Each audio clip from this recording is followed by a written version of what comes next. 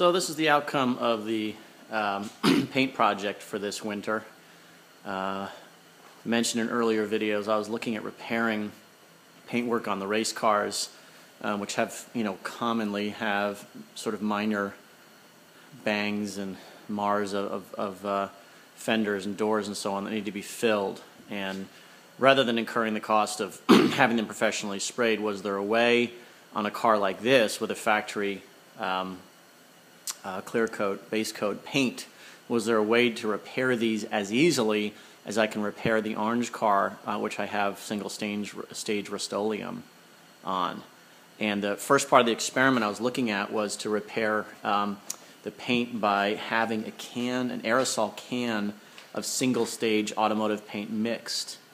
And this is the outcome of that. Basically, it didn't work very well for me, and there are two reasons. This is one area that was repaired, and actually it looks pretty good. It looks reasonably good now. It's not exactly where I want it. It's a lot of texture in the paint. But it turns out I gave up on the spray can, and I bought a pint of the same paint, which is Limco 1, which is made by BASF, and I rolled it on.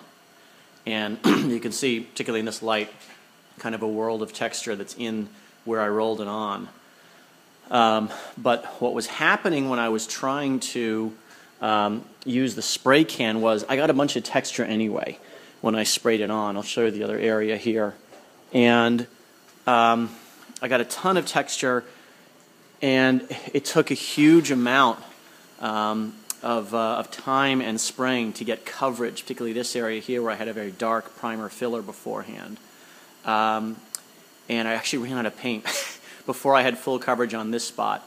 Pretty much had full coverage on that right rear, but here on the left side, I really didn't, and the can ran out. And it turned out to be very hard to find people that are willing to mix a can of aerosol single stage. So it might work well for maybe people that are more skilled sprayers than I, but in general, I think this worked better using the roller. In both areas, you certainly can see on the video plenty of texture in the paint, which is really not what you want. That being said, it really wasn't much better when I sprayed, first of all. And second of all, I'm not really worried about this because, first of all, it just looks a heck of a lot better than not having repaired it at all, which many road racers would have taken that approach. And secondarily, I believe that once this fully hardens, I can probably buff a lot of this texture out. And so here, the lighting is fluorescent shop lighting, which I learned in the Rust-Oleum project is about the harshest lighting on Earth. So hopefully in daylight you won't quite see this. And also, of course, I'm standing here at eye level, which people won't really be looking at either. But the main thing is, to meet the objectives of a race car, it has to look good from a distance. It has to look good for the rules. And again, not to be vain about it, but I really want the car to look good in photos. And I think this is going to meet that objective, particularly if I wait a few weeks and then buff it and get some of that texture back out. But this is an approach I can take. It was $30 for a quart of the paint. And, this is something I can do again if and when this car gets banged up again out on track. And now I feel like I can get it looking this good again, without having to spend hundreds and hundreds of dollars on professional resprays and get it to the body shop and all of that nonsense. So I'm reasonably pleased with the result.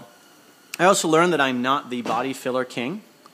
You can see there the body filler work that I did. Once you have something a little glossy over it, you can see I'm not very good at it. It's my first attempt.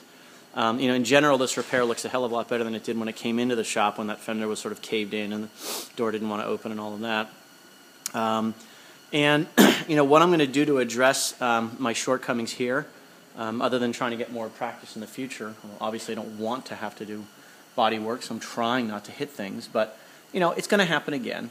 I'm going to take a tried and true shortcut among racers, and that is you bring out your collection of stickers.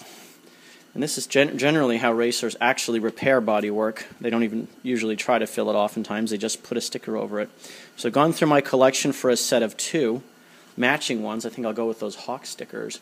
And I'm just going to do a little bit of cheap camouflage here to cover up my poor workmanship on the body filler.